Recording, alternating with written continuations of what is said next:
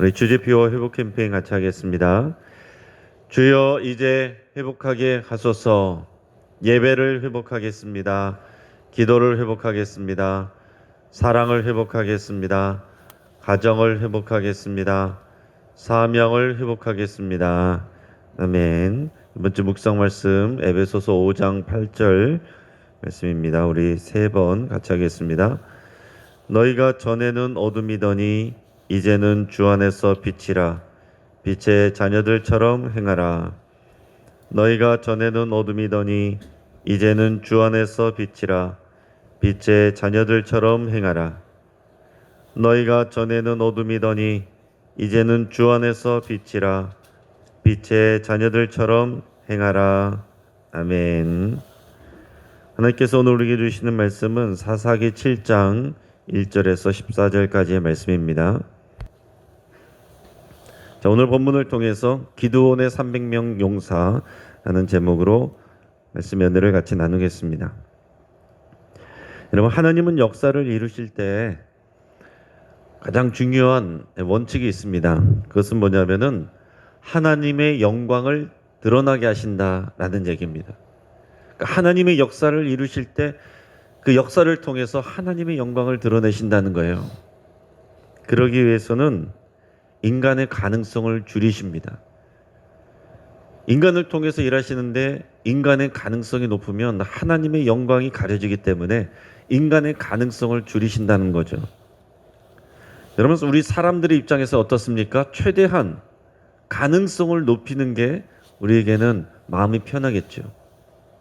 하지만 하나님은 하나님의 영광을 드러내기 위해서 인간의 가능성을 낮추시고 그 가운데서 하나님을 의지하고 신뢰하고 순종하는 자를 찾아서 세우십니다. 최대한 하나님을 신뢰하고 순종하는 자가 하나님께 그래서 필요한 것입니다. 미디안 연합군이 이스라엘을 공격해 왔습니다. 그럴 때 하나님은 사사를 세우기 전에 한 선지자를 먼저 보내셨다고 그랬죠. 그래서 말씀을 깨닫게 했습니다. 지금 이 상황이 어떤 것인지 하나님께서 말씀하실 때는 하나님은 모든 언약에 지금까지 충실하셨고 이스라엘 백성을 애굽에서 올라오게 하셔서 약속의 땅으로 데려가셨고 애굽에서나 광야에서나 가나안 땅에서나 함께 하셨고 그곳에서 이방 민족들을 쫓아내셨고 그 쫓아낸 땅을 이스라엘 백성들에게 기업으로 주셨다. 그 언약 관계 안에 하나님은 충실하였다. 그런데도 불구하고 지금 어려운 이 고난을 겪고 있는 이유는 너희가 이 언약 관계에 충실하지 않았고 충실하지 않은 것은 너희가 여호와의 목소리를 듣지 아니하였다. 이렇게 정리해서 말씀을 해주셨습니다. 하지만 하나님은 이스라엘 백성을 책망하기만 하신 것이 아니라 하나님은 그들의 잘못을 일깨워 주신과 동시에 그들을 구원해 줄 사사를 준비하셨습니다. 여러분, 이런 하나님을 잘 알길 바랍니다. 하나님이 우리에게 어려운 상황들을 허락하시는 것은 하나님의 말씀을 잘 듣게 하기 위함입니다. 우리 고난의 상황이 있을 때 우리가 하나님 앞에 귀를 기울이게 돼요. 우리가 하는 일들이 내 뜻대로 잘 되면 사람들은 하나님 앞에 무릎 꿇지 않고 하나님 앞에 귀 기울이지 않습니다. 그러니까 바쁘고 어려울 때, 잘 될 때, 그럴 때 하나님 앞에 더 무릎 꿇고 그럴 때 하나님 앞에 귀 기울이는 게 여러분 정말 지혜인 거예요. 광야로 돌아가지 않고 가장 쾌적한 길로 가는 것입니다. 하나님은 우리에게 이런 어려운 상황들을 통해서 우리가 말씀을 듣게 하시고 그 말씀을 통해 깨닫게 하시고 그래서 우리 하나님 앞에 돌이켜 부르짖게 하십니다. 그럴 때에 우리 하나님은 곧바로 구원을 준비하시는 거예요. 하나님이 당신의 백성을 구원하실 때는 항상 사람을 통해서 일하십니다. 하나님은 사람의 손을 빌리지 않고서도 얼마든지 주의 역사를 이루실 수 있지만 하나님은 하나님의 종을 통해서 구원하시는 것을 하나님의 원리를 삼으셨습니다. 이게 하나님이 기뻐하시는 뜻이에요. 하지만 하나님은 하나님을 신뢰하고 순종하는 그런 사람을 통해서 소수의 사람을 통해서 이렇게 일하십니다. 많은 사람을 통해서 일하시는 게 아니에요. 하나님을 온전히 신뢰하고 순종하는 그 한 사람을 세워서 일하십니다. 하나님께서 이 사사기에서는 이 어려울 때마다 사사한 사람을 세웁니다. 그러면 그 사사한 사람을 통해서 그를 따르고 순종하는 사람들을 또 세우게 하시고 그들을 통해서 하나님의 역사가 이루어지게 되는 것입니다. 그렇다고 해서 사람들의 이 많은 인원 때문에 하나님의 역사가 이루어지는 것은 아닙니다. 하나님께 순종하는 사사 한 사람, 그리고 그들을 따르는 순종하고 신뢰하고 따르는 소수의 무리를 통해서 하나님은 역사하십니다. 자, 하나님은 미디안 연합군을 물리칠 사사로 기드온을 준비시키시는데 그에게 붙은 그 당시에 최근의 별명은 여룻바알이었어요. 여룻바알. 여룻바알의 뜻은 바알과 다툰다라는 그런 뜻입니다. 우리 1절 말씀을 같이 읽겠습니다. 여룻바알이라 하는 기드온과 그를 따르는 모든 백성이 일찍 일어나 하라셈 곁에 진을 쳤고 미디안의 진영은 그들의 북쪽이요 모레산 앞 골짜기에 있었더라. 아멘. 자, 기드온은 특별히 용감한 사람이 아닙니다. 특별히 믿음이 강했던 것도 아니에요. 그럼에도 불구하고 하나님께서 그는 사용하신 이유가 뭐냐면은 그는 두렵고 떨리지만 그래도 하나님의 말씀을 순종하는 사람이었기 때문에 기드온을 사용하신 것입니다. 자, 기드온은 미디안의 눈을 피해서 몰래 밀을 타작하고 있었어요. 먹고 살기 위해서 밀을 타작하고 있었는데 그럴 때 하나님께서 기드온을 부르셨습니다. 자, 미디안의 눈을 피해서 숨어서 그냥 먹고 사는 일에 그냥 열심을 다하고 있는 그런 기드온인데 그런 기드온을 불러서 하나님이 사사로 세우셨습니다. 기드온을 선택하신 이유는 그가 전쟁 능력이 탁월하거나 그가 믿음이 대단하거나 용감하거나 그래서가 아닙니다. 외적으로 볼 때 전쟁에서 승리할 여러 가지 요건과 가능성이 낮은 사람이었기 때문에 하나님께서 그를 택하시고 사용하신 것입니다. 읽지 않았지만 사사기 6장 15절 16절 보면 이렇게 돼 있어요. 그러나 기드온이 그에게 대답하되 오 주여 내가 무엇으로 이스라엘을 구원하리이까 보소서 나의 집은 므낫세 중에 극히 약하고 나는 내 아버지 집에서 가장 작은 자니이다 하니 여호와께서 그에게 이르시되 내가 반드시 너와 함께하리니 내가 미디안 사람 치기를 한 사람을 치듯 하리라 하시니라. 아멘. 자, 기드온은 어떤 사람이었어요? 기드온은 그는 므낫세 지파인데 그 므낫세 지파 중에서도 그 지파는 아주 약한 그런 가문이었습니다. 그리고 그런 집에서도 기드온은 가장 작은 사람이라고 그랬어요. 그래서 하나님이 쓰시는 겁니다. 외적으로 볼 때 작은 사람, 연약한 사람이기 때문에 하나님이 기드온을 선택하시는 거예요. 그래야 하나님의 영광이 더욱 크게 드러나기 때문에 그런 것입니다. 여러분, 하나님은 다윗을 사용하셨는데 다윗은 집안의 막내였습니다. 사무엘이 기름 부으러 올 때 아버지가 부르지도 않는, 아버지한테도 인정 못 받는 그런 어린 아들이었어요. 요셉도 끝에서 두 번째였습니다. 하지만은 큰 구원의 통로로 그가 쓰임을 받았습니다. 기드온도 약하고 작은 자였기 때문에 하나님이 선택하신 거예요. 하나님은 그런 약하고 작은 자에게 다른 것을 주시지 않고 약속만 주십니다. 내가 너와 함께해서 네가 미디안을 치기를 한 사람 치는 것처럼 그렇게 만들어주겠다.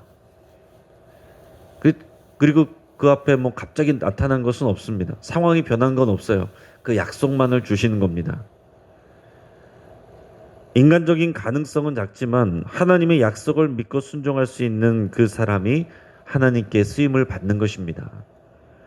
자, 기드온은 하나님의 명령대로 그 당장 어떤 명령을 하나님께서 주셨냐면은 네가 사사로 일하기 전에 먼저 너의 아버지 집에 있는 집안에 있는 이 바알의 제단을 허물고 그 옆에 있는 아세라상을 찍어라. 여러분, 충격적이지 않습니까? 사사로 쓰임받는 기드온인데 그의 집에 뭐가 있어요? 바알의 제단이 있고 그리고 그 옆에 아세라상이 있다는 것입니다.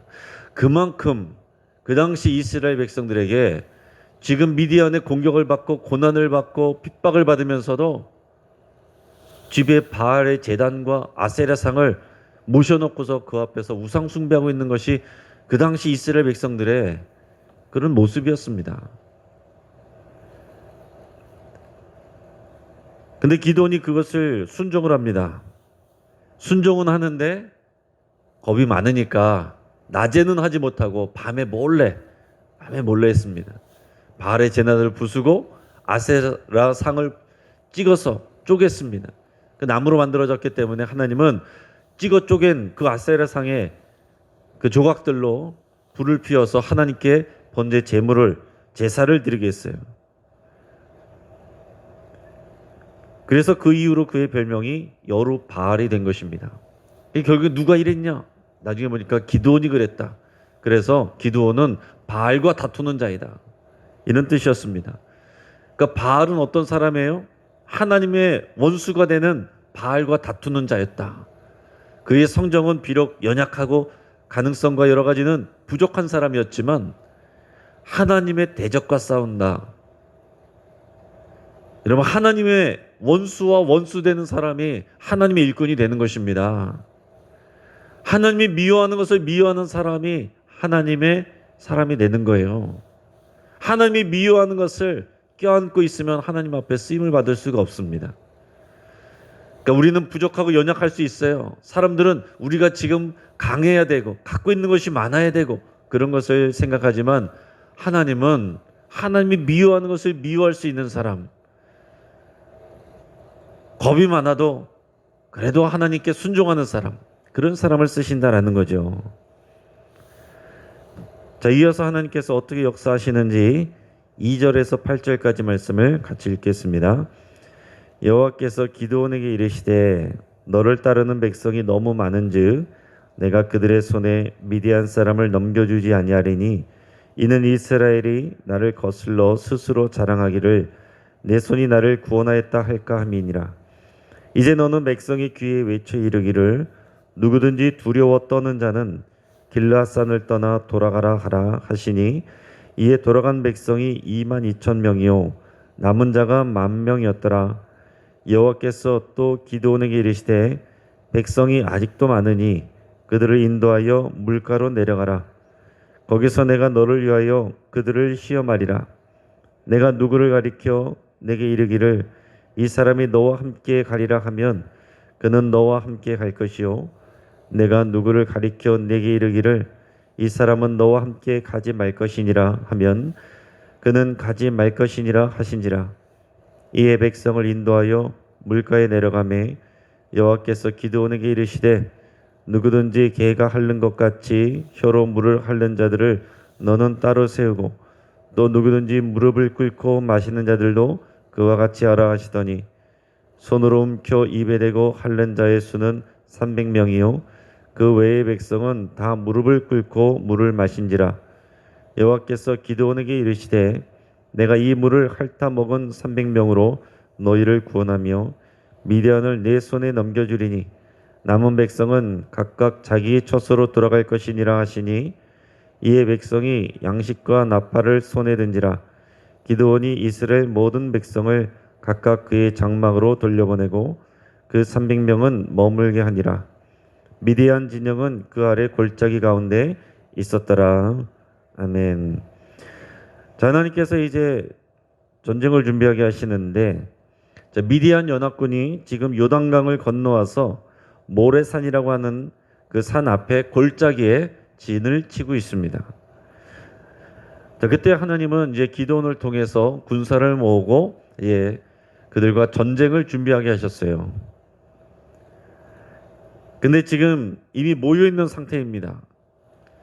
기드온의 전가를 듣고 그 근처에 있던 여러 지파에서 함께 싸우겠다고 사람들이 모여 있는 그런 상황이에요. 이런 상황에서 하나님께서 하시는 명령은 뭐였냐면은 군대를 줄이라라는 얘기였습니다. 병력을 줄이라. 그 당시 기드온을 따라서 전쟁에 참여한 병력이 32,000명이었습니다. 32,000명 하면은 우리가 생각할 때 상당히 많은 숫자지만은 그 당시 미디안 연합군의 숫자가 13만 5천 명이었습니다. 나중에 8장에 보면 13만 5천 명이었다는 것을 기록하고 있어요. 13만 5천 명하고 싸워야 되는데 지금 인원이 3만 2천 명입니다. 턱없이 많이 부족하죠. 열세죠. 그럼에도 불구하고 하나님은 많다, 너무 많다라고 하시는 거예요. 왜 많다라고 하십니까? 상대적으로는 적지만 만약에 나중에 하나님께서 이기게 하셨을 때 사람들이 생각할 때는 야, 우리가 이만큼 강했다.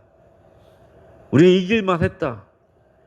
하나님의 영광을 가리고 자기를 내세울 가능성이 크기 때문에 여전히 병력이 많다.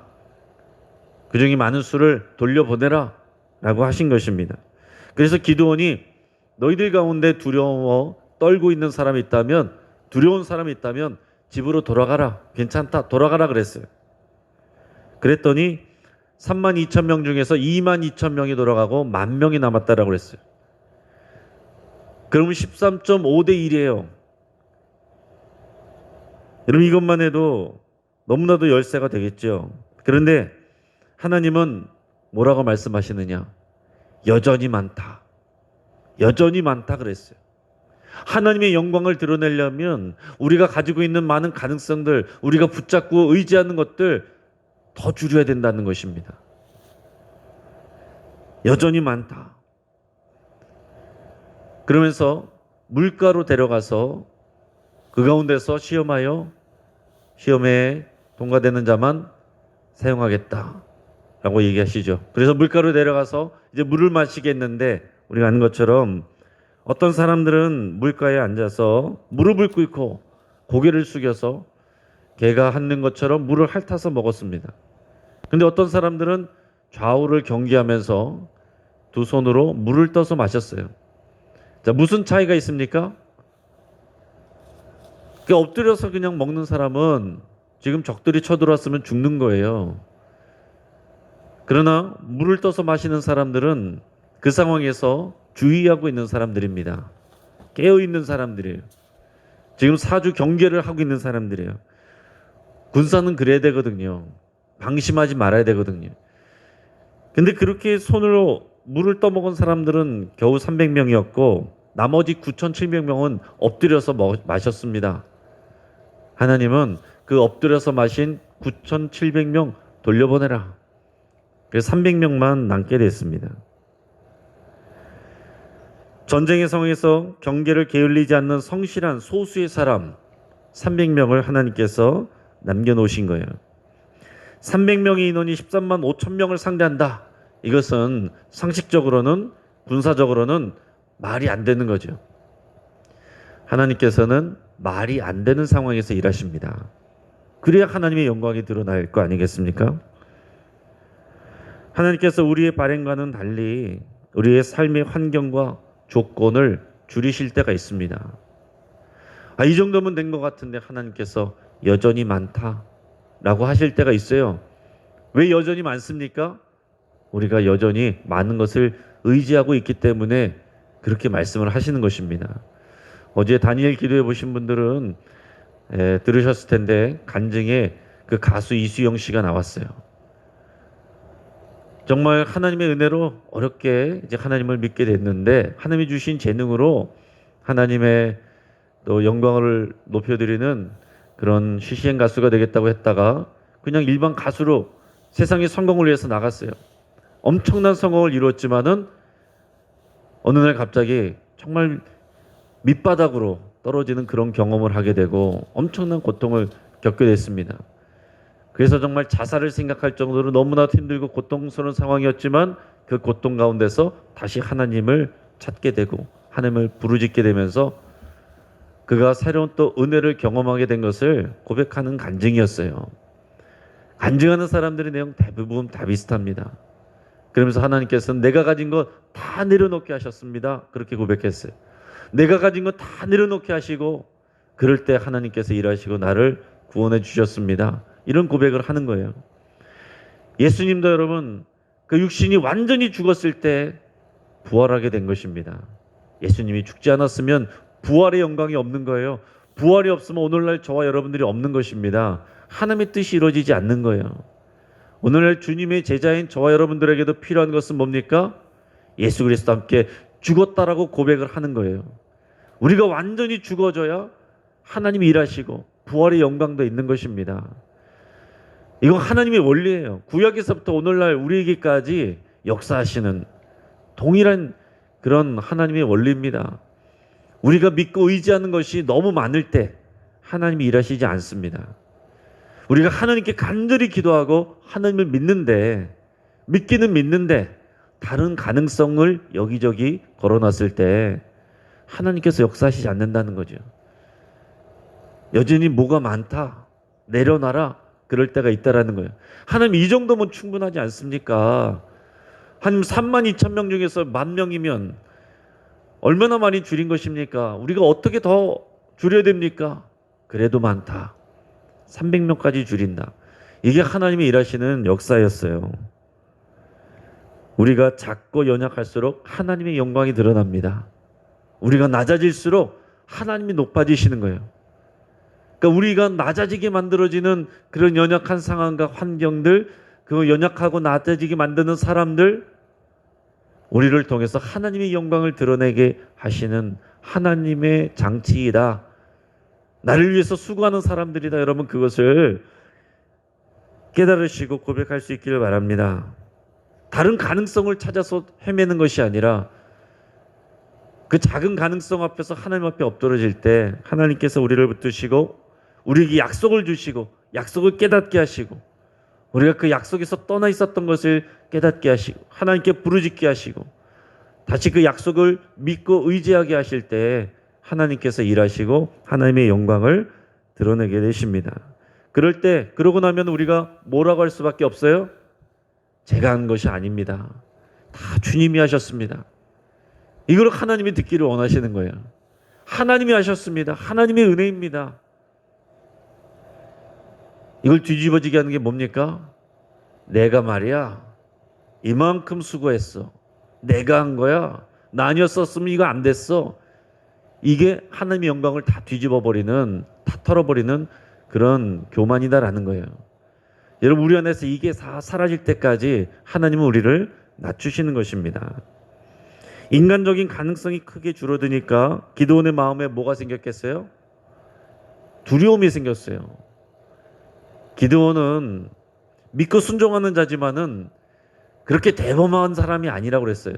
우리하고 비슷합니다. 두려운 사람이에요. 두려움이 많은 사람입니다. 그럴 때 하나님께서는 기드온에게 생각하지 못한 특별한 방법으로 확신을 주십니다. 우리 9절에서 14절까지 말씀을 우리 같이 읽겠습니다.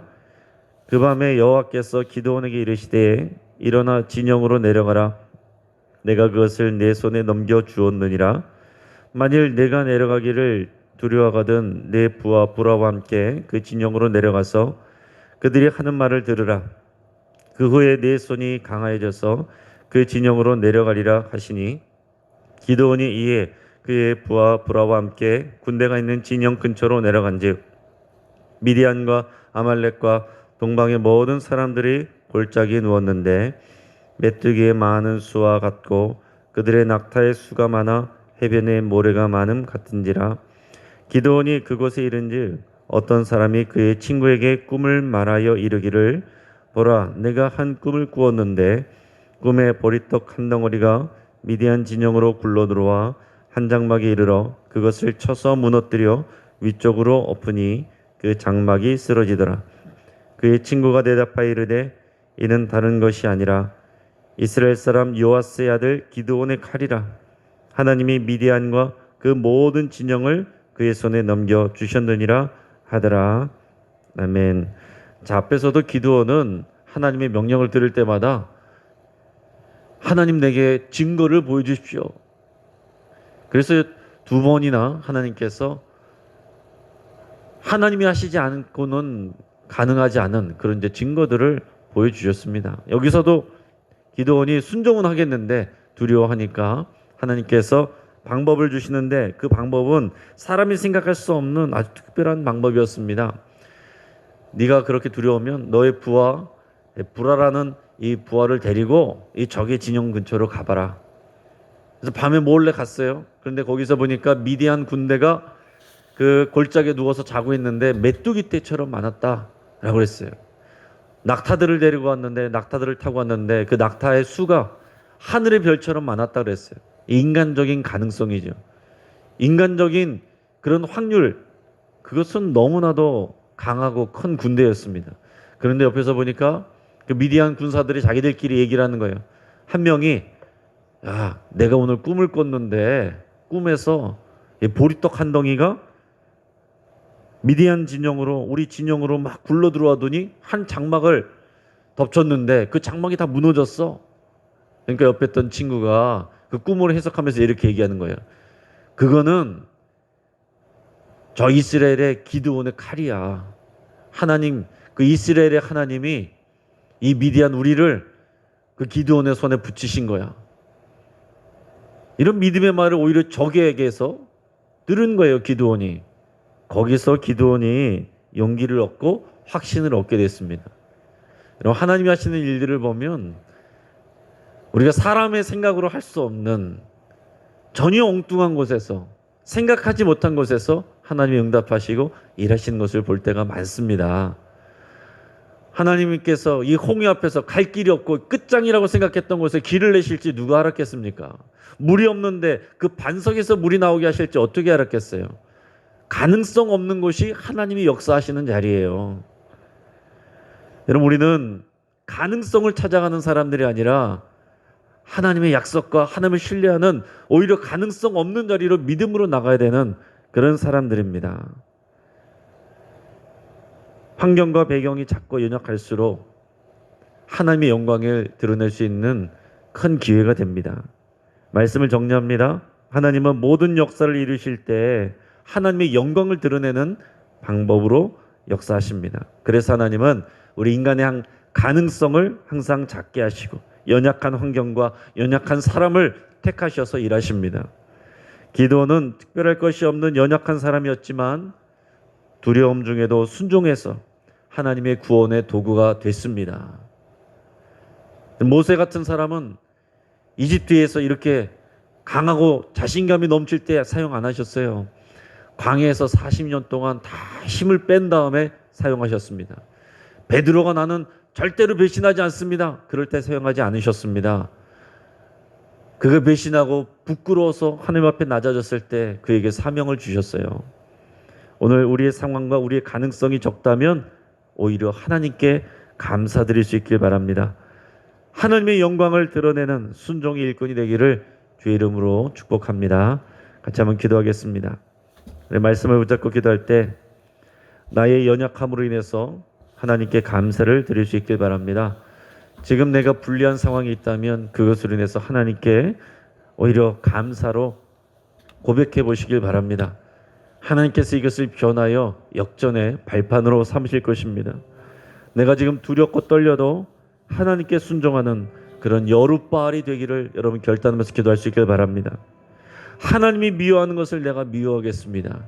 하나님의 미워하는 것을 내 손에 붙잡고 있는 사람은 쓰임받을 수가 없습니다. 여룻바알이 되어야 두렵고 떨려도 쓰임을 받습니다. 하나님께 쓰임받는 300명의 용사처럼 준비된 일꾼이 되기를 위해서 기도하고 또 그런 준비된 일꾼들을 세워달라고 여러분 같이 기도하겠습니다. 또 우리 가정의 회복을 위해서 기도할 때 우리 가정 예배를 통해서 우리의 집이 하나님의 집이 되기를 여러분 간절히 기도하시고 우리 영신교회 모든 가정들이 우리 가정 예배를 통해서 그런 믿음과 말씀을 통해서 세워지는 그런 가정이 되기를 위해서 같이 기도하겠습니다. 우리 계속 진행된 단일 기대를 위해서 여러분 같이 기도하시고 또 우리 수험생들과 진로를 준비하는 청년들을 위해서 우리 이름 불러가면서 여러분 같이 기도하시기를 바랍니다. 또 장로 선거를 위해서 기도할 때 우리 기드온과 300용사와 같이 끝까지 순종하는 준비된 일꾼이 세워지기를 여러분 같이 간절히 기도하겠습니다. 또 우리 대선 준비를 위해서도 함께 기도하겠습니다. 정직하고 질서 있게 준비되고 이 나라를 위한 좋은 일꾼이 세워지기를 위해서 같이 기도하시고 또 백성들에게는 잘 선택할 수 있는 지혜를 주시기를 위해서 기도하겠습니다. 우리 사람들의 생각은 언제나 부족합니다.